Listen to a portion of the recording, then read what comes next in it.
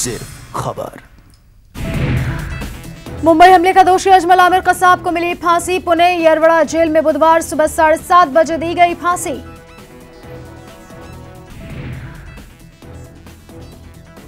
पाकिस्तानी आतंकी कसाब की फांसी को देश के सुकून की सांस।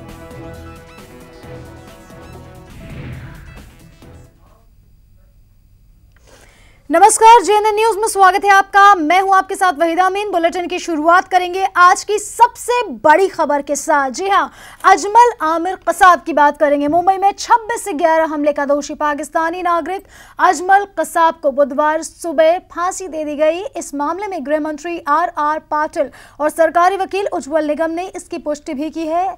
कसाब को पुणे के यरवड़ा जेल में सुबह 7:30 बजे फांसी दी गई और इससे पहले राष्ट्रपति प्रणब मुखर्जी ने कसाब की दया याचिका खारिज कर दी थी। राष्ट्रपति ने मंगलवार को इस मामले से जुड़े तमाम दस्तावेज पर हस्ताक्षर कर दिए थे, जिसके बाद कसाब को फांसी देने का रास्ता साफ हो गया था। राष्ट्रपति ने केंद्रीय गृह मंत्रालय की सलाह के बाद ये फैसला लिया है। राष्ट्रपति ने महाराष्ट्र के गृह मंत्रालय से दया याचिका को खारिज किए जाने के करीब 2 महीने के बाद ये फैसला किया। आपको बता दें, कसाब को ऑर्थर रोड जेल से यरवड़ा जेल शिफ्ट किया गया, जहां पर कसाब को फांसी दी गई और इस पूरी प्रक्रिया को बहुत ही गुप्त तरीके से अंजाम दिया गया। ये भी बता दें कि सूत्रों के मुताबिक मरने से पहले अजमल कसाब ने कोई आखिरी इच्छा, आखिरी ख्वाहिश नहीं जताई और ना ही कोई वसीयत होने से इनकार किया।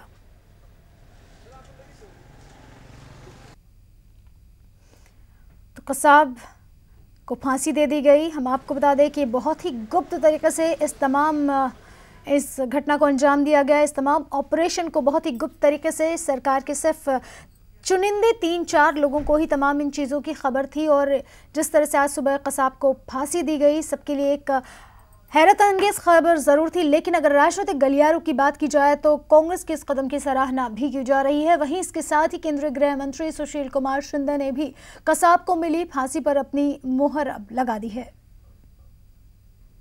आज सुबह 7:30 बजे अजमल कसाब को यरवड़ा सेंट्रल प्रिजन में फांसी दी है। मुंबई का एक बहुत बड़ा इंसिडेंस हो गया था, जिसमें 166 लोग मारे गए थे। 10 आरोपी में से एक आरोपी मिल गया था, बाकी 9 लोगों को वहां ही खत्म हो गए थे। तो वो जो बचा था एक, उसकी कार्रवाई पूरी चली और राष्ट्रपति जी को मर्सी पिटीशन किया गया। वो मर्सी पिटीशन हमने 16 अक्टूबर को राष्ट्रपति जी को भेजा था। होम मिनिस्ट्री ने राष्ट्रपति जी ने 5 नवंबर को वो पेपर्स दे दिए और हमने सिफारिश की थी, रिकमेंड किया था। और जैसे मैं इंटरपोल से आ गया रोम से, तो फाइल मेरे मेज पर थी। राष्ट्रपति जी ने 5 तारीख को सिग्नेचर की थी, 7 तारीख को मैंने सिग्नेचर कर दी और 8 तारीख को महाराष्ट्र सरकार को भेज दिया। और उसी वक्त ये तय हो गया था वो फाइल पर कि 21 तारीख को सुबह 7:30 बजे उसको फांसी दी जाएगी। वो कार्रवाई आज पूरी हो चुकी है। चलिए, कार्रवाई आज पूरी हो चुकी है। ये पहले ही तय हो चुका था और 4-5 दिन पहले ये तमाम चीज़ें तय थीं और पूरी प्लानिंग के साथ की गई हैं। ये तमाम चीज़ें, इन तमाम मंसूबों को प्लानिंग के साथ अंजाम दिया गया है। और हम आपको बता दें कि जिस तरह से महाराष्ट्र के गृह मंत्री आर पाटिल ने कसाब की फांसी की पुष्टि की है और क्या कहा उन्होंने, ये भी जानते हैं। आतंकवादी को जिंदा पकड़ा था। स्पेशल सेशन कोर्ट के सामने सब प्रोसीडिंग पूरा किया गया, जिसमें अजमल कसाब को फांसी की सजा सुनवाई गई। यही सजा हाईकोर्ट में और सुप्रीम कोर्ट में कायम हो गई। स्पेशल सेशन कोर्ट ने जो फैसला दिया था उस पर मोहर लगाई गई। उसने दया की याचिका की थी, वो भी नामंजूर हो गई। आज सुबह 7:30 बजे आतंकवादी अजमल कसाब को फांसी की सजा दी गई। और इस पर चर्चा करने के लिए हमारे साथ स्टूडियो में जेएनएन के वरिष्ठ 2 पत्रकार मौजूद हैं, सुमित ठाकुर और ब्रजेश मिश्र, जिनसे हम इस पूरे मामले में चर्चा करेंगे।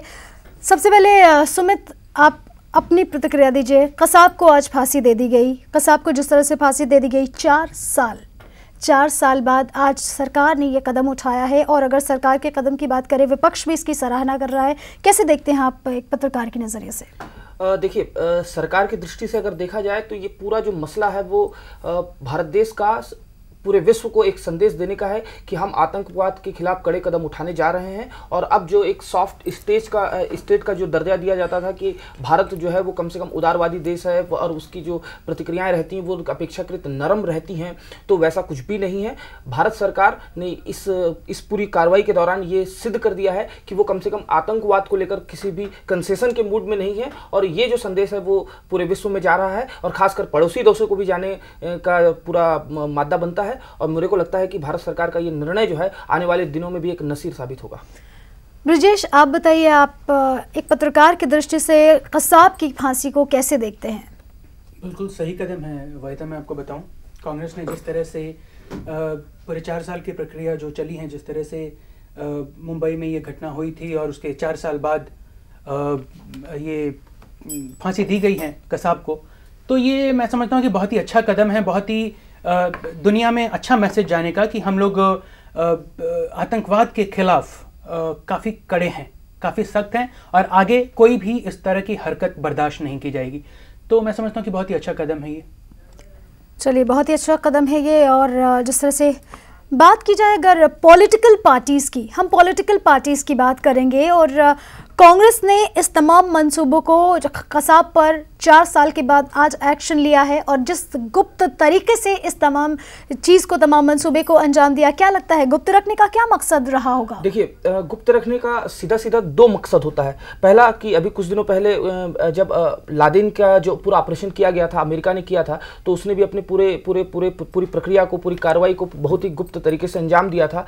और मुझे ऐसा लगता है, मेरी ये व्यक्तिगत और निजी राय है, कि सरकार ने भी इस संवेदनशील मुद्दे को काफी हद तक गुप्त रखने का जो सबक है वो अमेरिका से सीखा है। क्यों? क्योंकि अगर मान लीजिए इसको पूरी तरह से सार्वजनिक करके दिया जाता तो जो देश का माहौल है, जो विदेशी प्रतिक्रियाएं हैं, और फिर तमाम ह्यूमन राइट्स। लेकिन सुमित, बहुत सारी बातें हैं आप बता रहे हैं और बिल्कुल अपनी जगह पर वो सही है, लेकिन ये बताइए 2014 में चुनाव होने वाले हैं, और एक बड़ा चुनाव है जिसके तहत कांग्रेस का मंसूबा इसमें साफ तौर पर यह नजर आ रहा है कि कांग्रेस अपने ऊपर तमाम जो विपक्ष का जो अहम मुद्दा है कसाब को लेकर, वो मुद्दा आज कांग्रेस ने खत्म कर दिया। 2014 नजर में है कांग्रेस के खास तौर से। बिल्कुल आपने सही कहा वैदा जी। एक्चुअल में जो पॉलिसी पैरालिसिस की बात हो रही थी, नीतिगत असफलताओं की बात हो रही थी, और एक उदारवादी प्रवृत्तियों का जो आरोप लग रहा था विपक्ष, खासकर बीजेपी जो लगा रही थी कि आतंकवाद के मुद्दे पर कांग्रेस जो है वो ढुलमुल रवैया अपनाती है, तो 2014 के पहले कांग्रेस जो है वो इस बात के लिए पूरी तरह से अपनी तस्वीर साफ करना चाहती है कि वो आतंकवाद के मुद्दे पर किसी भी प्रकार का कोई ढुलमुल रवैया नहीं अपनाना चाहती है। लेकिन इसमें एक सबसे महत्वपूर्ण तथ्य ये है कि प्रणब मुखर्जी जब राष्ट्रपति बने थे और प्रतिभा पाटिल जी की जब विदाई हुई थी, तब भी ये दया याचिकाओं का मुद्दा मीडिया में बहुत छाया हुआ था, और आम जनता की तरफ से भी हस्ताक्षर अभियान चलाए गए थे कि इन मामलों का जल्दी से जल्दी निपटारा हो। तो बतौर राष्ट्रपति प्रणब मुखर्जी ने भी एक ठोस और सार्थक कदम और संदेश उठाते हुए एक संदेश दिया है। वहीं दूसरी ओर केंद्र सरकार और जो राज्य सरकार है, जो महाराष्ट्र में कांग्रेस और एनसीपी की है, उन्होंने भी एक बहुत अच्छे तरीके से संदेश देने का प्रयास किया है कि भाई ऐसा है कि आतंकवाद के मुद्दे पर कम से कम हम कोई समझौता नहीं करने वाले हैं। चलिए, आतंकवाद के मुद्दे पर कोई समझौता नहीं करने वाले हैं। ब्रजेश, ये बताइए, जिस तरह से आज कसाब को फांसी दी गई, कसाब को अभी फांसी दी गई है और अफजल गुरु का मसला सामने आ गया है सरकार के। जी वहीदा, 4 साल इस मसले को हुआ और 4 साल के बाद कसाब को फांसी मिली। उससे पहले के केसेस हैं, अफजल गुरु की भी बात आती है सामने। तो एक एक करके हमें केसों को निपटाना ही पड़ेगा।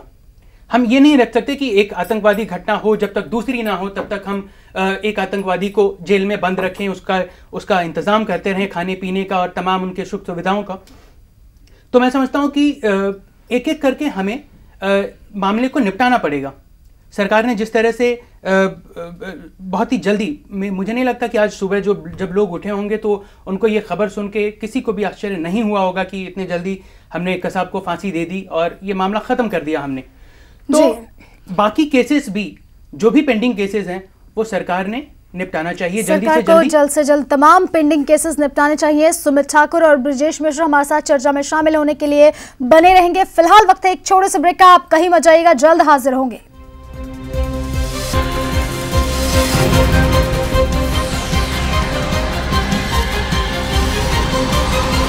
GNN न्यूज़, सिर्फ खबर।